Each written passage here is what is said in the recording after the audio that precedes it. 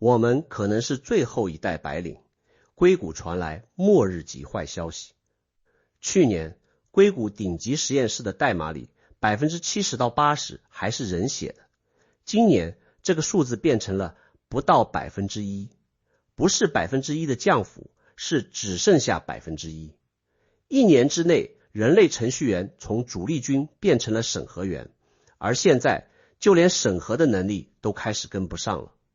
这是石像科技2期播客里披露的一线数据，来自硅谷一线创始人的亲口讲述。更让我脊背发凉的是下面这句话，那些世界上最牛的 AI 研究员，他们自己都在担心，1-2年后自己就没有工作了。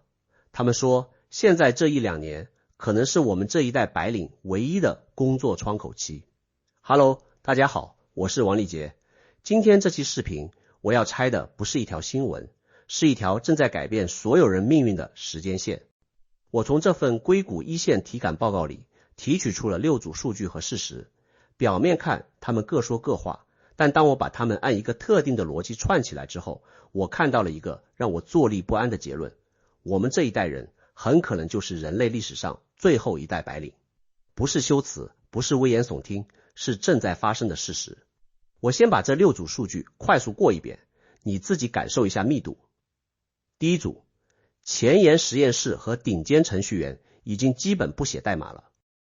去年系统里的代码 70%到80% 是人写的，今年人写的不到 1%。Claude Code 和 Codex 在很多任务上已经达到 Meta 内部 L8、L9 级别，也就是首席架构师和 CTO 的水平。好几位创始人私下反馈， Claude 比我自己的 CTO 强。你想想这些 CTO 的履历，都是从斯坦福、麻省理工一路硬拼上来的。这就像当年的围棋冠军第一次看到 AlphaGo 下出那著名的第37手那一刻，那种感觉不是我输了，而是我原来理解的围棋可能根本不是围棋本身。第二组， Token 消耗水位，硅谷一线工程师每天消耗几百美金的 Token， 一周几千美金。Meta 这样的大厂直接不限额度让员工用 Claude， 不仅不限量，还专门统计每个员工的 Token 消耗量做排名，鼓励其他员工去模仿消耗量大的人。有创始人给面试题直接出，给你1000美金，看你多快能把 Token 烧掉。你能烧得快，说明你知道怎么压榨 AI 的产能。第三组，研究速度，以前一个想法到跑通代码要2到3周，现在1到2天就够了。半自动化甚至接近全自动化的实验流程已经在 Anthropic 和 OpenAI 内部出现。OpenAI 内部一些数学定理的推导和科研突破已经是从 Codex 和 Claude 的对话里冒出来的，不是人类工程师想出来的。某前沿多模态团队的数据流水线从12个月压缩到几天到1周。Anthropic 在50多个工作日里发布了70多款产品和功能，这个节奏是互联网时代完全做不到的。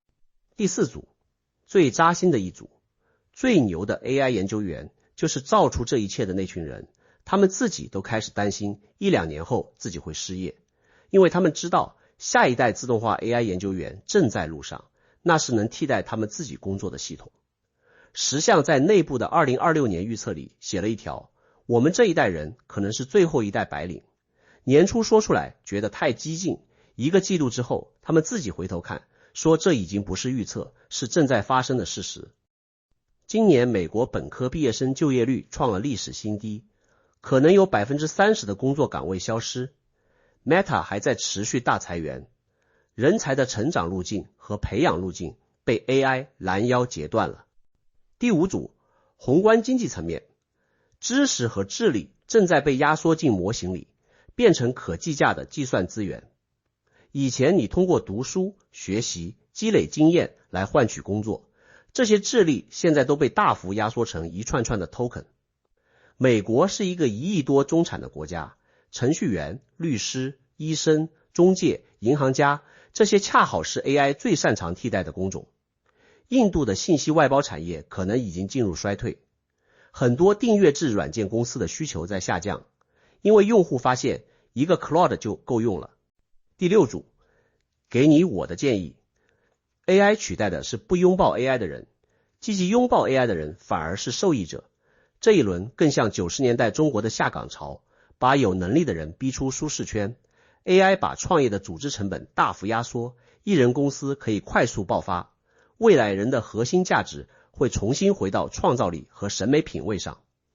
6组数据放完了，密度很大，但如果我就这么告诉你一句，所以赶紧学 AI， 那我跟满大街的 AI 博主就没区别了。我想带你往下挖一层，去看看这6组数据底下到底在发生什么。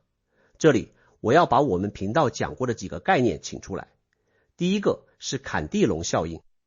坎蒂隆效应我在前面的节目里讲过，270年前这位经济学家发现，当新钱被注入经济系统的时候，离注入点越近的人获益越大，离注入点越远的人不仅不获益，反而要承担通胀的代价。过去这个原理解释的是货币，而今天我要给你一个新的版本，智力坎蒂隆效应。你看 AI 不是凭空出现的一个新东西，它是一个智力注入事件。人类历史上所有的智力产出，所有的书，所有的代码，所有的论文，所有的对话，被压缩进了一个叫做大语言模型的东西里，变成了可以流动，可以计价，可以像水一样在不同人之间重新分配的资源。这是一次前所未有的智力重新分配。那么谁离这个注入点最近呢？就是那些在 Anthropic、OpenAI、Meta 内部工作的研究员和工程师，以及那些每天烧几百美金 token 的硅谷一线创始人。他们拿到的不是人类平均智力的 100%， 他们拿到的是 1000%、10000%的外挂智力。他们用一天做出你3周的工作，不是因为他们变聪明了，是因为他们站在了注入点旁边。离注入点第二近的是谁？是那些在旧金山湾区之外，但对 AI 保持极度敏感的早期使用者，比如中国一线的创业者、投资人、独立开发者，包括我自己在内。我们不是在注入点上，但我们离得足够近，能在第一时间感受到水流的方向。离注入点最远的是谁？是那些还在用前2年的工作方式，不愿意也不敢把 AI 深度嵌入自己工作流的大多数白领。他们不是不聪明，他们只是还没反应过来。水流已经变了，但他们还站在原来那个河道里等水。这就是第一层智力坎蒂隆效应。但这里我要停一下，把一个更深的东西撕开给你看，因为还有第二层，一个更残酷的层次。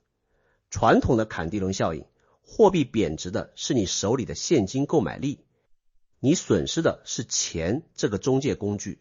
但智力坎蒂隆效应贬值的是什么？贬值的是你这个人本身。你想想这个事儿，过去的社会怎么给一个人定价？是根据他掌握了多少知识，具备了什么技能，能完成什么样的认知任务。一个医生的价值是他读了10几年书，在医院轮转了上万个小时，在脑子里装了几10万条医学决策树。一个律师的价值是他记住了几千个判例，能在几秒钟内定位到合适的法条。一个程序员的价值是他能把人类的业务逻辑翻译成机器语言。这些价值的共同底层是什么？是智力的稀缺性。你读书读了20年才能当医生，这20年本身就是一个巨大的门槛，这个门槛把其他人挡在外面，所以你作为医生才能拿到高收入。你可以把这理解成，这个社会给智力这种稀缺资源定了个价，这个价高不高，取决于智力有多稀缺。但现在发生了什么？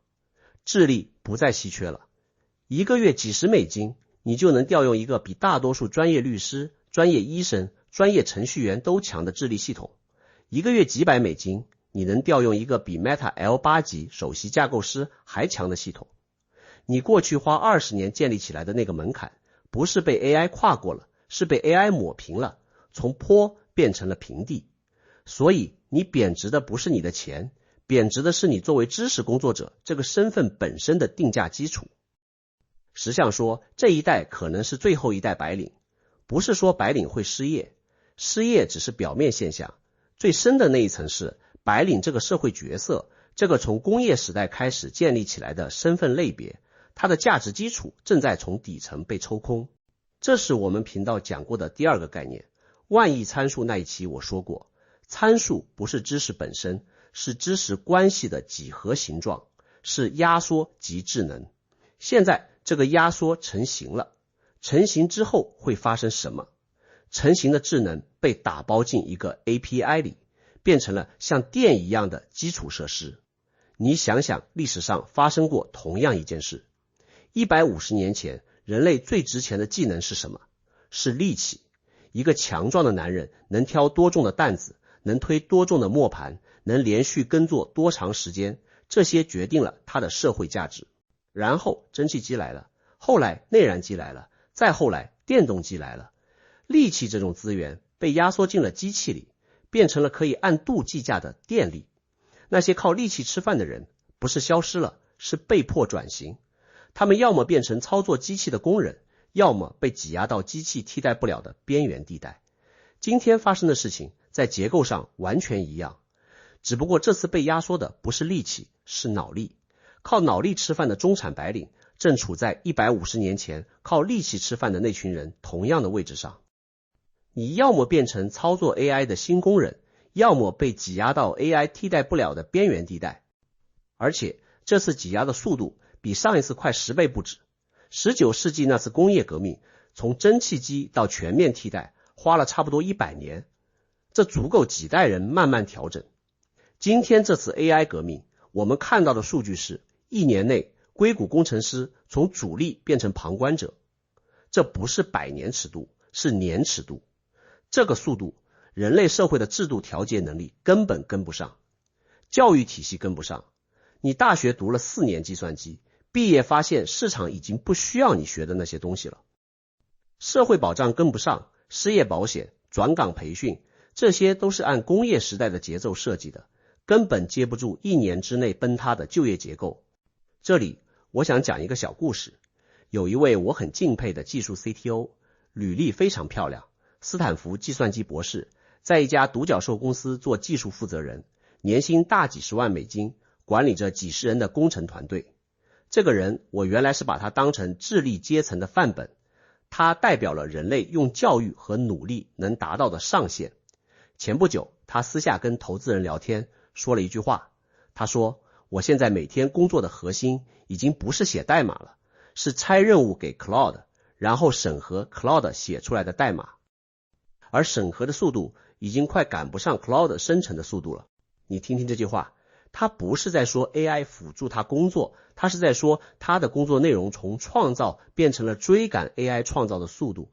他的价值不再来自他知道什么，而来自他能多快的检查 AI 产出的东西。而现在连检查都开始跟不上。他接下来说的话更扎心。他说，我开始怀疑我读的那个博士，我过去15年积累的所有代码经验到底还值多少钱？如果我下属的初级工程师配上 Claude， 能在2天内做完我以前2周做的工作，那我作为 CTO 的存在价值到底是什么？我的管理经验？可是 AI 也在学着怎么管理 AI。这就是末日级体感的来源。不是我会被取代吗？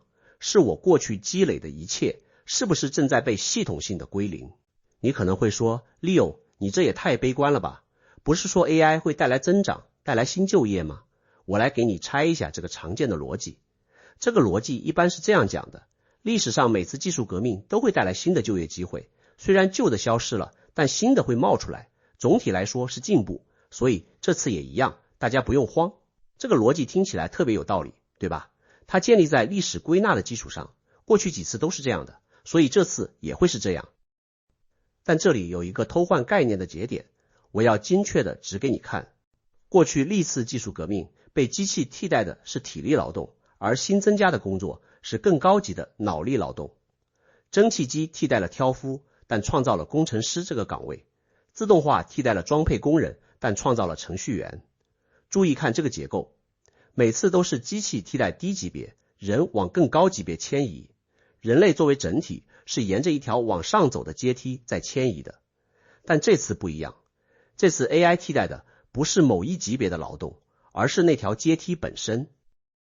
这条从低级到高级的阶梯，在人类这边最顶层就是抽象思维、创造性解决问题、复杂判断，而这些恰恰是大语言模型最擅长的东西，不是最弱的，是最强的。我们在莫拉维克悖论那期讲过， AI 的能力分布跟人类是反着来的。人类觉得难的东西，下围棋、解奥数、写代码， AI 觉得容易。人类觉得容易的东西，拿起一支铅笔，走在不平的地面上，识别一个人的微表情， AI 觉得难到离谱。所以当 AI 开始从阶梯顶端砸下来的时候，你想往哪迁移？往上？上面的位置已经被 AI 占了。往下？下面的岗位是体力岗位，但连带着 AI 的机器人化也正在发生，这条路也正在被堵。这就是为什么历史归纳失效了，不是因为这次不一样是一句鸡汤，是因为替代的方向和过去所有次都是相反的。